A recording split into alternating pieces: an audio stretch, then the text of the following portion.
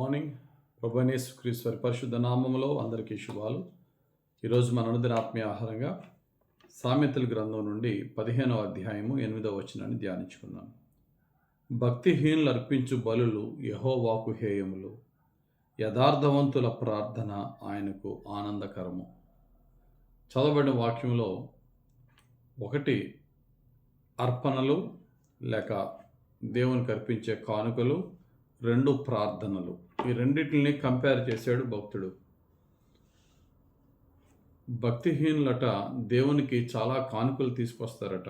భక్తులు తీసుకొస్తారు, భక్తిహీనులు కూడా తీసుకొస్తారు. ఎందుకంటే భక్తిహీనులు ఏదో ఇన్ రిటర్న్ దేవుడు నేను ఇంత ఇస్తే దేవుడు ఇంకా 10 రెట్లు 100 రెట్లు ఇస్తాడనే ఉద్దేశంతో వాళ్ళ యొక్క వ్యక్తిగత జీవితంలో దైవభక్తి లేకపోయినా వారు దేవునికి కానుకలు అర్పిస్తూ ఉంటారు.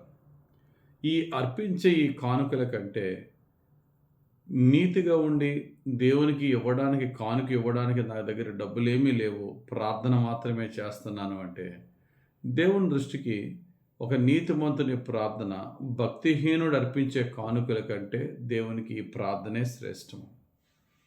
దేవుడు కానుకల విషయంలో నాకు కానుకలు తీసుకొస్తే నేను దీవిస్తాను, కానుకల వల్లే నీ ఆశీర్వాదం ఆధారపడి ఉంటుంది అని బైబిల్ ఎక్కడ రాయబడలేదు. కానుక అనేది కృతజ్ఞతతో తెచ్చేది. నాకెంతో ఇచ్చావు, అందులో ఇంత నీ కృతజ్ఞతగా ఇస్తున్నాను. లేదా కానుక అనేది నా విశ్వాసాన్ని చూపించేది. ప్రభువా, ఇదిగో నా కష్టార్జితంలో నేను నీకు ఇచ్చి నేను గణపరుస్తున్నాను, నా యొక్క కష్టార్జితాన్ని ఫలింపజేయి ప్రభువా అని నా విశ్వాసముతో అన్నా నేను ఇవ్వాలి కానుక, లేక కృతజ్ఞతతో అన్నా ఇవ్వాలి. ఈ విశ్వాసము కృతజ్ఞత అనేది దైవభక్తి దైవ భయం లేకుండా రాదు.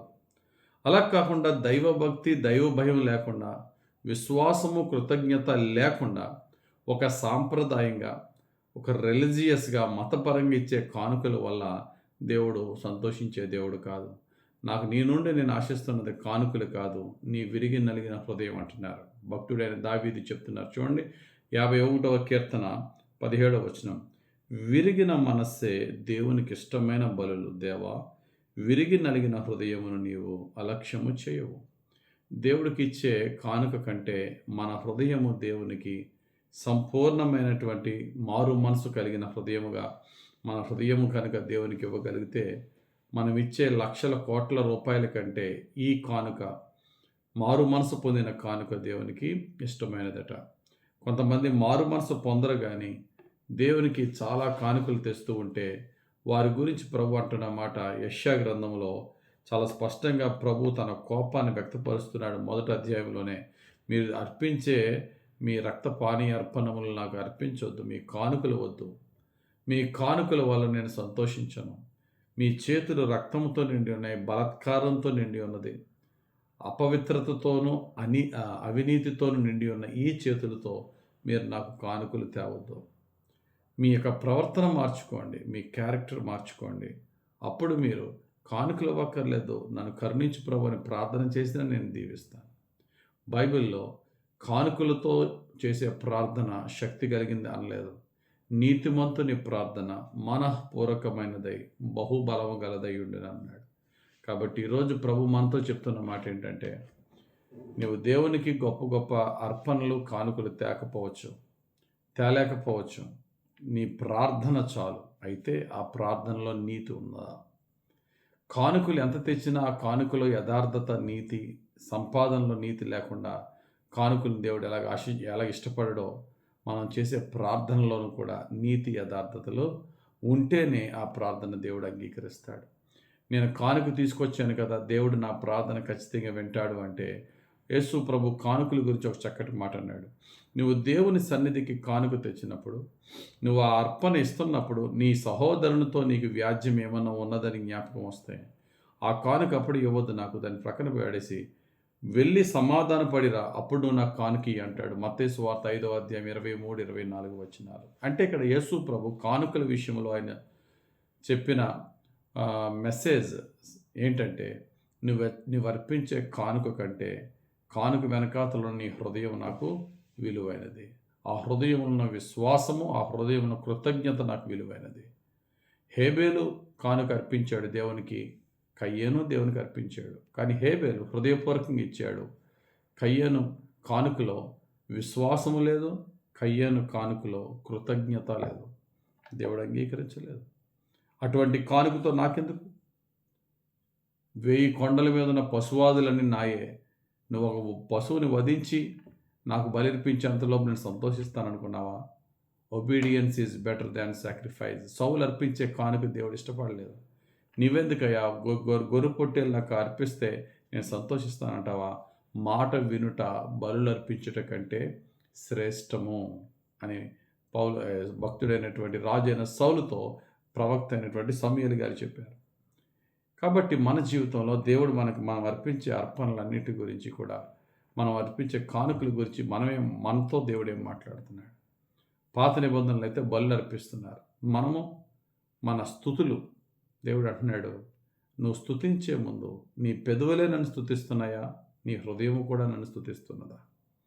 దేవుని గురించి మనము వాక్యాలు బోధిస్తాం, ప్రసంగాలు చేస్తాం, పరిచర్యలు చేస్తాం, దశంభాగాలు ఇస్తాం. ఇవన్నిటికంటే ముందు దేవుడు అంటున్నాడు, నీతి యథార్థతలు నీలో ఉన్నాయా? ఇవేమీ లేకపోయినా నీతి యథార్థతలో చిన్న ప్రార్థన చేయి చాలు. ఆ ప్రార్థనే నాకు చాలా విలువైంది. నీతి యథార్థతలు లేకుండా నువ్వు కానుకలు ఇచ్చినా, ప్రసంగాలు చేసినా, చర్చంతా పడి తుడిచేసినా దేవుడు అంగీకరించాడు. అందుకనే కొండ మీద చేసిన ప్రసంగంలో ముందు నా రాజ్యాన్ని, నా నీతిని వెతకండి అన్నాడు దేవుడు. కాబట్టి దేవుని విశ్వాసం ఉంచడం ఎంత అవసరమో, నీతి కలిగి ఉండటం కూడా అంతే అవసరం. ప్రభువా, నీ అందులో విశ్వాసముతో పాటు నీతి యథార్థ గల జీవితముతో నేను చిన్న పరిచర్య చేసిన, చిన్న ప్రార్థన చేసిన అది నీకు ప్రీతికరం కనుక, నీతి లేని పరిచర్య, యథార్థత లేని దైవభక్తి నీకేమాత్రం అంగీకారం కాదని తెలుసుకొని, అయ్యా నేను అర్పించే అర్పణల కంటే నీతి యథార్థమైన హృదయం నువ్వు కోరుతున్నావు కనుక, ఇంకనూ నాలో నీకు ఇష్టం లేని తీసేసి నీకు బహుప్రీతికరంగా మారే జీవితం నాకు ఇవి ప్రభుని దేవుని అడుగుదాం. ఆ విధమైన జీవితంతో దేవునికి ప్రార్థనే చేసిన, చిన్న పరిచర్య చేసిన దేవుడు గొప్ప ఫలం ఇస్తాడు, దేవుడు ఆనందిస్తాడు. దేవుడు తన పరిశుద్ధ వాక్యం దీవించి నీతి యథార్థతతో కూడిన ప్రార్థనా జీవితంతో మనల్ని పరిశుద్ధాత్మ నడిపించునుగాక. ఆమేన్. పరిశుద్ధుడా, ప్రేమ కలిగిన మా తండ్రి, ఈరోజు ఇచ్చిన వాక్యం బట్టి స్తోత్రాలు అయ్యా. మేము నీకెన్ని కానుకలు ఇచ్చామా, ఎంత సేవ చేసామా, ఎన్ని ఆత్మలు రక్షించామా ప్రశ్న కాదు, కానీ నీ వాక్యానికి లోబడి నీతి యథార్థతలో జీవిస్తున్నానా లేదా అనే ప్రశ్న మా ముందు నీవు పెడుచున్నావు.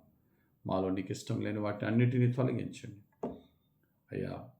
మా చివరి శ్వాస వరకు నీ నీతి, నీ పవిత్రత, నీ యథార్థతలో జీవిస్తూ నీ ప్రీతికరమైన దీన మనసుతో మేము నిన్ను వెంబడించే జీవితం మాకు దయచేయమని, ఎవ్వరము మేము ఇచ్చే కానుకలను బట్టి అతిశయించకుండా మా నీతి గల ప్రార్థనా జీవితంలోనే మేము ఆనందించే జీవితం మాకు దయచేయమని యేసయ్య పుణ్యనామంలో ప్రార్థించి వేడుకొంచున్నాం తండ్రి. ఆమేన్. తండ్రి యొక్కయు, కుమారుని యొక్కయు, పరిశుద్ధాత్మ దేవుని సన్నిధి మనకు తోడుండి యేసును పోలిన నీతి యథార్థత జీవితంలో పరిశుద్ధాత్మ మనల్ని నడిపించును గాక. ఆమేన్. God bless you. Have a very blessed day.